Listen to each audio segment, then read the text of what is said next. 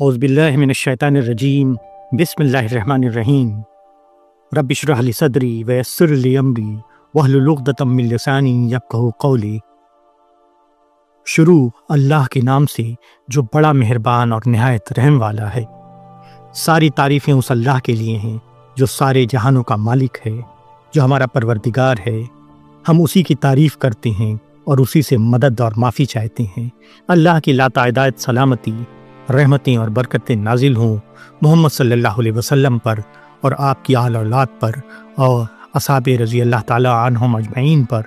اما بعد، اللہ تعالیٰ کا لاکھ لاکھ شکر ہے اور احسان ہے اس کا کہ اس نے ایک بار پھر ہمیں یہ رمضان کا مبارک مہینہ نصیب فرمایا، جس میں وہ جنت کے دروازے کھول دیتا ہے، جہنم کے دروازے بند کر دیتا ہے اور شیطانوں کو جکڑ دیتا ہے تاکہ وہ اللہ کے بندوں کو اس طرح گمراہ نہ کر سکیں جس طرح عام دنوں میں کرتے ہیں۔ خاص طور پر اسی مہینے میں وہ اپنے بندوں کی مغفرت فرماتا ہے، ان کی توبہ قبول کرتا ہے اور جہنم سے چھٹکارے کا انعام دیتا ہے۔ تو کیوں نہ ہم بھی اس ماہ کی برکت سے فائدہ اٹھائیں۔ ذرا دھیان دیجئے، ایک سیکنڈ کے لیے سوچئے کہ ہمارے کتنے رشتہ دار، کتنے دوست احباب جو پچھلے سال اس ماہ میں ہمارے ساتھ تھے لیکن وہ آج ہمارے بیچ نہیں ہیں، انہیں یہ بابرکت مہینہ نصیب نہیں ہوا، جبکہ اللہ نے ہمیں زندگی اور صحت دی اور یہ مبارک مہینہ نصیب فرمایا کہ ہم پھر سے اپنی سبھی گناہوں سے سچی توبہ کر لیں اور اپنے رب کو راضی کر لیں۔ اس ماہ کی آمد پر اللہ کے رسول صلی اللہ علیہ وسلم فرماتے ہیں، تمہارے پاس ماہ رمضان آ چکا ہے جو کہ بابرکت مہینہ ہے۔ اللہ نے تم پر اس کے روزے فرض کیے ہیں۔ اس میں جنت کے دروازے کھول دیے جاتے ہیں، جہنم کے دروازے بند کر دیے جاتے ہیں اور شیطان جکڑ دیے جاتے ہیں۔ اس میں ایک رات ایسی ہے جو 1000 مہینوں سے افضل ہے۔ جو شخص اس کی خیر سے محروم رہ جائے وہ حقیقت سے محروم ہوتا ہے۔ اس خاص مہینے کو ہمیں بھی بہت خاص طریقے سے جینا چاہیے، عمل کرنا چاہیے اور اللہ کی رہنمائی میں اس کی رحمت، مغفرت اور جہنم سے نجات طلب کرنی چاہیے، اس کو پانے کی کوشش کرنی چاہیے۔ رمضان کا یہ مہینہ بڑی فضیلت کا مہینہ ہے۔ اس ماہ کی بہت سی خصوصیت ہیں، بالخصوص یہ 7 خصوصیات اس ماہ کو بہت ہی مقدس اور بابرکت بناتے ہیں۔ اس مہینے کی پہلی خصوصیت یہ ہے کہ اس مہینے میں قرآن کا نزول ہوا۔ آسمانی کتابوں میں سب سے افضل کتاب قرآن کو سب سے افضل مہینے بلکہ اس ماہ کی سب سے افضل رات میں لوح محفوظ سے آسمان دنیا پر ایک ساتھ نازل فرمایا اور اسے بیت العزا میں رکھ دیا۔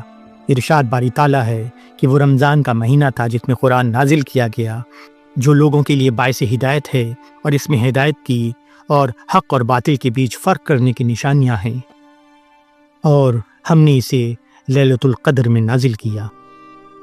اس ماہ کی جو دوسری خاص خصوصیت ہے وہ یہ ہے کہ یہ مہینہ، رمضان کا یہ برکت مہینہ، جہنم سے آزادی کا مہینہ ہے۔ اللہ کے رسول صلی اللہ علیہ وسلم نے فرمایا، بے شک اللہ تعالیٰ ہر افطاری کے وقت بہت سے لوگوں کو جہنم سے آزاد کرتا ہے اور وہ ایسا ہر رات کرتا ہے، اور یہ کہ بے شک اللہ تعالیٰ اس مہینے میں ہر دن اور ہر رات بہت سے لوگوں کو جہنم سے آزاد کرتا ہے، اور ہر دن اور ہر مسلمان کی ایک دعا قبول کی جاتی ہے۔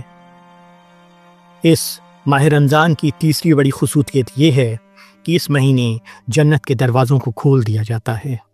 اس ماہ رمضان کی چوتھی بڑی خصوصیت یہ ہے کہ اس رمضان کے مہینے میں جہنم کے دروازوں کو بند کر دیا جاتا ہے۔ ماہ رمضان کی پانچویں بڑی خصوصیت یہ ہے کہ شیطانوں کو جکڑ دیا جاتا ہے۔ جب ماہ رمضان کی پہلی رات آتی ہے تو شیطانوں اور جنوں کو جکڑ دیا جاتا ہے، جہنم کے دروازے بند کر دیے جاتے ہیں، جہنم کا کوئی دروازہ کھلا نہیں چھوڑا جاتا ہے، جنت کے دروازے کھول دیے جاتے ہیں، جنت کا کوئی دروازہ بند نہیں چھوڑا جاتا ہے، اور ایک اعلان کرنے والا پکار کر کہتا ہے، اے خیر کے طلبگار آگے بڑھ، اور اے شر کے طلبگار تو رک جا۔ اس ماہ رمضان کی چھٹی خصوصیت یہ ہے، اس ماہ میں ایک رات ایسی ہے جو 1000 مہینوں سے بہتر ہے۔ فرمان الہی ہے کہ لیلۃ القدر 1000 مہینوں سے بہتر ہے۔ اللہ کے رسول صلی اللہ علیہ وسلم کا فرمان ہے، بے شک یہ مہینہ تمہارے پاس آ چکا ہے اس میں ایک رات ایسی ہے جو 1000 مہینوں سے بہتر ہے۔ جو شخص اس سے محروم ہو جاتا ہے وہ مکمل خیر سے محروم ہو جاتا ہے، اور اس کی خیر سے تو کوئی حقیقی محروم ہی محروم رہ سکتا ہے۔ اس ماہ رمضان کی 7ویں خصوصیت یہ ہے کہ اس ماہ رمضان میں عمرہ کا ثواب حج کے برابر ہوتا ہے، اور نفلی نمازوں کا ثواب فرض نماز کے برابر ہوتا ہے۔ اللہ کے رسول صلی اللہ علیہ وسلم نے ایک انصاری عورت سے فرمایا، جب رمضان کا مہینہ آ جائے تو تم اس میں عمرہ کر لینا، کیونکہ رمضان میں عمرہ حج کے برابر ہوتا ہے۔ ایک دوسری روایت کے الفاظ یہ ہیں کہ ایک انصاری عورت سے جسے سنان کہا جاتا تھا، حضور صلی اللہ علیہ وسلم نے کہا، تم نے ہمارے ساتھ حج کیوں نہیں کیا؟ تو اس نے سواری نہ ہونے کی مجبوری بیان کی۔ تب آپ صلی اللہ علیہ وسلم نے فرمایا، رمضان میں عمرہ کرنا ایسا ہے جیسے میرے ساتھ حج کرنا۔ اس بابرکت مہینے رمضان کی بڑی فضیلت ہے۔ ارشاد باری تعالیٰ ہے کہ اے ایمان والوں، تم پر روزے فرض کیے گئے ہیں ویسے ہی جیسے تم سے پہلے لوگوں پر فرض کیے گئے تھے، تاکہ تم تقوی کی راہ اختیار کرو، اور یہ کہ پس جو شخص بھی اس مہینے کو پائے تو وہ اس کے روزے رکھے۔ اور یہ بات ہم سبھی جانتے ہیں کہ اسلام کی بنیاد 5 چیزوں پر ہیں، جن میں سے ایک رمضان کے روزے رکھنا ہے۔ مریض اور مسافر کے بارے میں فرمایا، تم میں سے جو شخص بیمار ہو یا سفر میں ہو تو وہ اور دنوں میں اس کی گنتی پوری کر لے۔ اس رمضان کے مہینے کی ایک بڑی فضیلت یہ ہے کہ اس میں مغفرت اور اجر عظیم کا وعدہ ہے۔ روزہ رکھنے والے مرد اور روزہ رکھنے والی عورتوں کے لیے اللہ نے مغفرت اور بڑا ثواب تیار کر رکھا ہے۔ اللہ کے رسول صلی اللہ علیہ وسلم نے فرمایا، جس نے ایمان کی حالت میں اللہ سے ثواب پانے کی نیت سے رمضان کے روزے رکھے، اس کے پچھلے گناہ معاف کر دیے جاتے ہیں۔ روزے کی دوسری بڑی فضیلت یہ ہے کہ روزے کا اجر اور ثواب اللہ ہی کو معلوم ہے اور اللہ ہی دیتا ہے۔ اللہ کے رسول صلی اللہ علیہ وسلم نے فرمایا، ابن آدم کا ہر نیک عمل کئی گنا تک بڑھا دیا جاتا ہے، ایک نیکی 10 نیکیوں کے برابر، حتیٰ کہ 700 گنا تک بڑھا دی جاتی ہیں۔ اللہ تعالیٰ فرماتا ہے کہ سوائے روزے کے جو کہ صرف میرے لیے ہوتا ہے، اور میں اس کا بدلہ دوں گا، کیونکہ وہ میری وجہ سے اپنی شہوت اور اپنے کھانے کو چھوڑ دیتا ہے۔ ابو امامہ رضی اللہ تعالیٰ عنہ نے عرض کیا کہ اے اللہ کے رسول صلی اللہ علیہ وسلم، مجھے کوئی ایسا عمل بتائیں کہ جو مجھے نفع پہنچائے۔ تو آپ صلی اللہ علیہ وسلم نے فرمایا، تم روزہ رکھا کرو، کیونکہ اس کے برابر کوئی عمل نہیں۔ اور یہ کہ روزے دار کے لیے 2 خوشیاں ہیں، ایک افطاری کے وقت اور دوسری اللہ سے ملاقات کے وقت۔ رمضان کی ایک اور فضیلت یہ ہے کہ روزہ ڈھال ہے۔ اللہ کے رسول صلی اللہ علیہ وسلم نے فرمایا، روزہ ڈھال ہے، اور تم میں سے جو کوئی شخص جب روزے کی حالت میں ہو تو وہ بری بات نہ کرے اور لڑائی جھگڑے سے بچے۔ اگر کوئی شخص اسے گالی دے یا اس سے جھگڑا کرے تو کہہ دے کہ میں روزے دار ہوں، اور ڈھال سے مراد یہ ہے کہ روزہ جہنم کی آگ کا ڈھال ہے، جیسے کہ تم میں سے کوئی شخص جنگ سے بچنے کے لیے ڈھال لیتا ہے۔ رمضان کی ایک اور بڑی فضیلت یہ ہے کہ رمضان میں جنت کا ایک خاص دروازہ ہے روزے داروں کے لیے، جسے باب الریان کہتے ہیں۔ اس سے قیامت کے دن صرف روزے دار ہی داخل ہوں گے، اور پکار کر کہا جائے گا، کہاں ہے روزے دار؟ تو وہ لوگ جو روزے دار ہیں وہ کھڑے ہو جائیں گے، اور ان کے علاوہ اور کوئی اس سے جنت میں داخل نہیں ہوگا۔ سب روزے دار جب جنت میں چلے جائیں گے تو اس دروازے کو بند کر دیا جائے گا۔ جو شخص اللہ کی راہ میں خرچ کرتا ہے، اسے جنت کے دروازے سے پکار کر کہا جائے گا، اے اللہ کے بندے، یہ دروازہ تمہارے لیے بہتر ہے۔ لہٰذا نمازی کو باب الصلاۃ سے پکارا جائے گا، مجاہد کو باب الجہاد سے پکارا جائے گا، روزے دار کو باب الریان سے پکارا جائے گا، اور صدقہ کرنے والے کو باب الصدقہ سے پکارا جائے گا۔ روزے کی ایک اور بڑی فضیلت یہ ہے کہ روزہ ہماری شفاعت کرے گا۔ روزہ اور قرآن دونوں بندے کے حق میں قیامت کے دن شفاعت کریں گے۔ روزہ کہے گا، اے میرے رب، میں نے اسے کھانے سے اور شہوت سے روکے رکھا، اس لیے تو اس کے حق میں میری سفارش قبول کر۔ اسی طرح قرآن کہے گا، میں نے اسے رات کو سونے سے روکے رکھا، لہٰذا تو اس کے حق میں میری سفارش قبول فرما۔ چنانچہ ان دونوں کی سفارش قبول کر لی جائے گی۔ اس روزے کے مہینے کی ایک اور بڑی فضیلت یہ ہے کہ روزے دار کے منہ کی بو اللہ کے نزدیک کستوری سے بھی زیادہ اچھی ہے۔ اللہ کے رسول صلی اللہ علیہ وسلم نے فرمایا، اس ذات کی قسم جس کے ہاتھ میں محمد صلی اللہ علیہ وسلم کی جان ہے، روزے دار کے منہ کی بو اللہ تعالیٰ کے نزدیک کستوری کی خوشبو سے بھی زیادہ اچھی ہے۔ اس روزے کے مہینے کی ایک اور بڑی فضیلت یہ ہے کہ روزے کی حالت میں مرنے والا جنتی ہے۔ جس شخص نے لا الہ الا اللہ کہا اور اسی پر موت آ گئی تو سیدھا جنت میں جائے گا، اور جس شخص نے اللہ کی رضا کے لیے ایک دن کا روزہ رکھا اور روزے ہی کی حالت میں وہ مر گیا تو وہ بھی سیدھا جنت میں جائے گا۔ جس نے اللہ کی رضا کے لیے صدقہ کیا، اسی وقت اسے موت آ گئی تو وہ بھی سیدھا جنت میں جائے گا۔ یہ روزہ ماہ رمضان اتنی بڑی فضیلت کی چیز ہے، اتنی زیادہ اس میں خصوصیات ہیں، اللہ کے نزدیک یہ اتنا زیادہ محبوب ہے۔ ذرا یہ بھی جان لیجئے بغیر کسی شرعی وجہ کے روزہ چھوڑنا کتنا بڑا گناہ ہے اور اس کی سزا کیا ہے۔ آپ صلی اللہ علیہ وسلم فرماتے ہیں، میں سویا ہوا تھا کہ خواب میں 2 آدمی میرے پاس آئے اور اپنے ساتھ لے گئے۔ میں نے کچھ لوگوں کو الٹا لٹکے ہوئے دیکھا جن کی باہیں چیر دی گئی تھیں اور ان سے خون بہہ رہا تھا۔ میرے یہ پوچھنے پر کہ یہ کون لوگ ہیں، جواب ملا، یہ وہ لوگ ہیں جو روزوں کے دن میں کھایا پیا کرتے تھے۔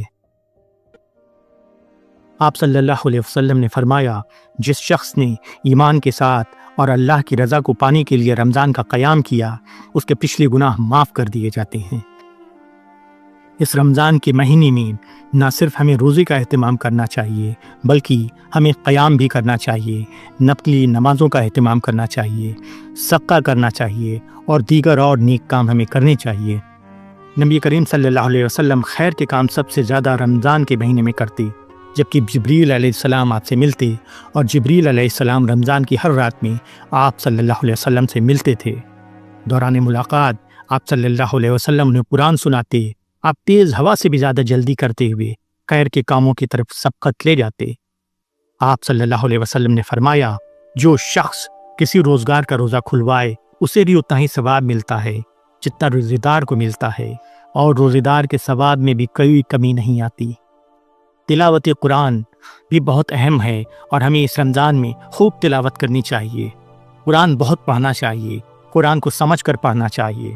تلاوت قرآن مجید کے فضائل میں یہی بات کافی ہے کہ اس کے ایک ایک حرف پر 10 نیکیاں ملتی ہیں۔ آپ صلی اللہ علیہ وسلم نے فرمایا، جو شخص قرآن پاک کا ایک حرف پڑھتا ہے اسے ایک نیکی ملتی ہے، اور ایک نیکی اس جیسی 10 نیکیوں کے برابر ہوتی ہے۔ ترمذی کی ایک حدیث میں لکھا ہوا ہے کہ الف لام میم ایک حرف نہیں ہے، الف ایک حرف ہے، لام دوسرا حرف ہے اور میم تیسرا حرف ہے۔ ذرا سوچئے تو ایک ایک لفظ پر کتنی نیکیاں ہیں۔ اس ماہ رمضان میں ہمیں بہت دعا کرنی چاہیے، ذکر کرنا چاہیے، استغفار کرنا چاہیے۔ اللہ کے رسول صلی اللہ علیہ وسلم نے فرمایا، 3 دعائیں رد نہیں کی جاتی۔ پہلی دعا اپنی اولاد کے لیے والد کی دعا، دوسری دعا روزے دار کی دعا، اور تیسری مسافر کی دعا۔ اور 3 دعائیں قبول کی جاتی ہیں، روزے دار کی دعا، مظلوم کی دعا اور مسافر کی دعا۔ بے شک روزے دار کی افطاری کے وقت ایک دعا ایسی ہوتی ہے جسے رد نہیں کیا جاتا۔ ہمیں رمضان کے فرض روزوں کی نیت طلوع فجر سے پہلے کرنی چاہیے، اس لیے کہ جس نے فجر طلوع ہونے سے پہلے روزے کی نیت کی اس کا روزہ ہے، اور جس نے طلوع ہونے کے بعد کی اس کا روزہ نہیں ہے۔ اسی طریقے سے رسول اللہ صلی اللہ علیہ وسلم نے فرمایا کہ ہمیں سحری کھانا چاہیے، سحری کا اہتمام کرنا چاہیے۔ آپ صلی اللہ علیہ وسلم فرماتے ہیں کہ سحری کھاؤ کیونکہ سحری کھانے میں برکت ہے۔ سحری پوری کی پوری برکت ہے، اس لیے اسے مت چھوڑو، اگرچہ پانی کا ایک گھونٹ ہی کیوں نہ ہو، کیونکہ اللہ سحری کھانے والوں پر رحمت بھیجتا ہے اور اس کے فرشتے ان کے لیے دعائیں کرتے ہیں۔ سحری دیر سے کھانا افضل ہے، اور اگر رات کو روزے کی نیت کر کے سوئے اور سحری کے لیے نہ جاگ سکے تو اس حالت میں بنا کچھ کھائے پیے بھی روزہ رکھا جا سکتا ہے۔ اگر غسل کرنا واجب ہو اور سحری کا وقت کم ہو تو وضو کر کے پہلے سحری کھائی جائے، پھر بعد میں غسل کر کے نماز پڑھ لیں۔ ہمیں اس ماہ رمضان میں جھوٹ سے، غیبت سے، چغلی سے بچنا چاہیے۔ آپ صلی اللہ علیہ وسلم نے فرمایا، جو شخص جھوٹی بات اور اس پر عمل کو نہیں چھوڑتا تو اللہ کو کوئی ضرورت نہیں کہ وہ کھانا پینا چھوڑ دے۔ روزہ صرف کھانا پینا چھوڑنے کا نام نہیں، بلکہ روزے کی حالت میں بےہودگی اور بے حیائی کو چھوڑنا بھی روزے میں شامل ہے۔ کوئی شخص اگر تمہیں گالی دے یا بدتمیزی کرے या तुमसे कोई लड़ाई झगड़ा करे या तुम पर कुछ लान तान करे तो फिर उससे बोल दो, उससे कह दो कि मैं तो रोज़े से हूँ, मैं तो रोज़े से हूँ।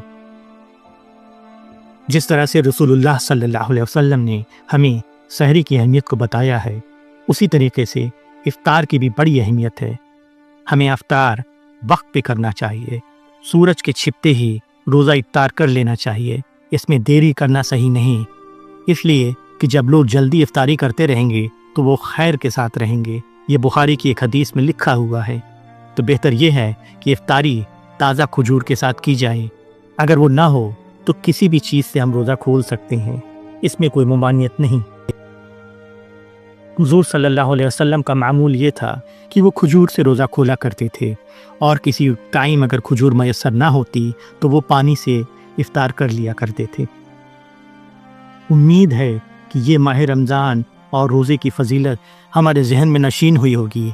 अल्लाह से दुआ है कि अल्लाह हमें हिदायत दे कि हम रोज़े को उसकी अज़मत के साथ रखें और अल्लाह हमें सीधे सच्चे रास्ते पर चलाए।